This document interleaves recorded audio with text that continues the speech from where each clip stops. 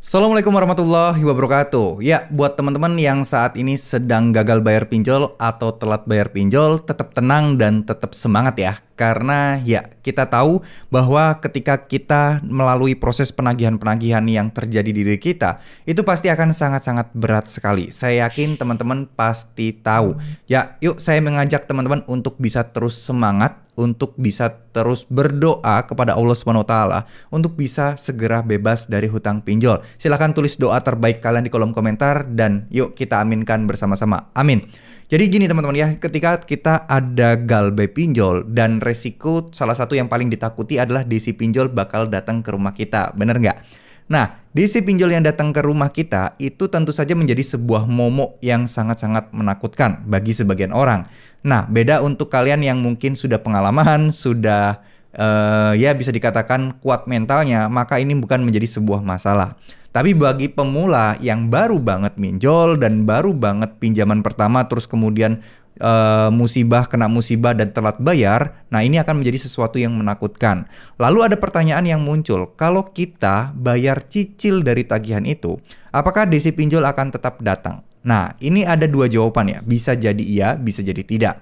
Nah, kalau misalnya kalian ya membayar cicilnya itu sesuai dengan prosedur, saya rasa sudah bisa dipastikan DC nggak akan datang karena nggak kehitung telat lagi. Kehitungnya adalah kalian mengkonversi atau mungkin mengubah tenor atau mungkin restrukturisasi istilahnya. Jadi seperti itu, jadi pasti aman. Tapi kalau kalian tidak mengikuti prosedur dan asal bayar aja, nah ini ada dua kemungkinan tadi, bisa jadi datang dan juga bisa enggak. Nah, kenapa saya ngomong demikian? Karena pinjol itu atau DC-DC lapangan itu akan melihat ya track recordnya. Kita ada inisiatif bayar nggak sih? Kalau memang utang kita nggak seberapa dan kita masih bayar cicil-cicil, mungkin mereka akan memprioritaskan kita ke yang paling terakhir.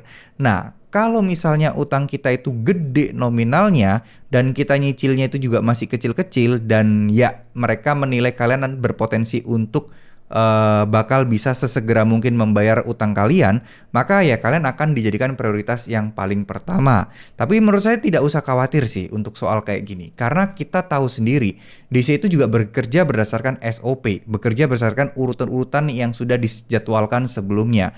Kalau misalnya kalian apesnya nomor pertama, ya udah tanggepin aja ya. Nggak, yang didatengin DC itu bukan teman-teman aja kok, banyak orang di luar sana yang udah datengin dan nggak ada masalah apa-apa. Jadi berkaca dari hal ini, kalian tidak perlu takut lagi dengan DC pinjol yang akan datang ya. Jadi mau dia datang atau enggak, semakin teman-teman terlihat cuek, semakin teman-teman terlihat berani, insya Allah DC-nya pun akan pusing, akan bingung harus ngapain lagi. Karena yang mereka incar dan strategi mereka adalah membuat teman-teman ketakutan, membuat teman-teman panik, dan lain sebagainya. Dan hal ini tentu saja, ya saya nggak rekomendasiin buat kalian untuk terlihat merendah, terlihat takut, dan juga terlihat panik kalau DC bakal datang.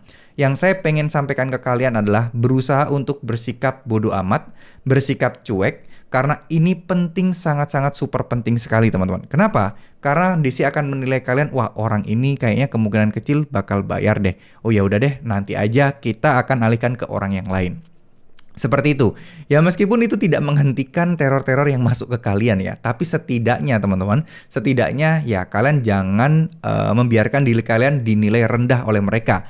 Jangan biarkan kalian dinilai penakut oleh mereka. Lawan ya, pelajari semua pasal-pasal, pelajari tentang aturan hukum, jangan mau kena tipu daya oleh oknum-oknum DC pinjol seperti itu ya. Jadi yuk, usaha boleh, ikhtiar juga wajib kalian lakukan. Tapi yang paling penting adalah berdoa. Karena dengan berdoa akan membuat energi kita lebih positif, membuat pikiran kita lebih positif.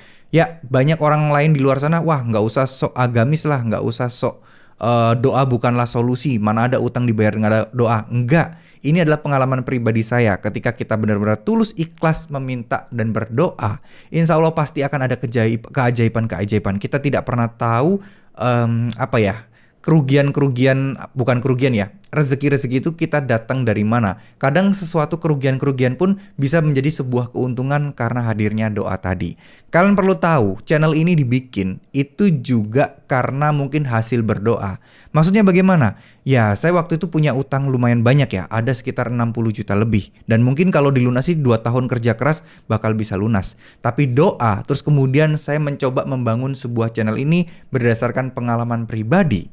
Yang mana ternyata channel ini juga memberikan penghasilan yang cukup luar biasa dan bisa membebaskan saya dari utang-utang saya tersebut. Makanya, kalau nggak berdoa, dari mana otak saya kemudian berpikir kenapa kok saya nggak sharing-sharing aja tentang masalah pinjol, pengalaman utang, dan lain sebagainya. Nah, dari situlah ya Allah memutar balik kehidupan saya dan membuat saya alhamdulillah sampai detik ini sudah tidak punya utang lagi. Dan ini pengen saya tularkan kepada teman-teman sekalian. Ya, terima kasih. Wassalamualaikum warahmatullahi wabarakatuh.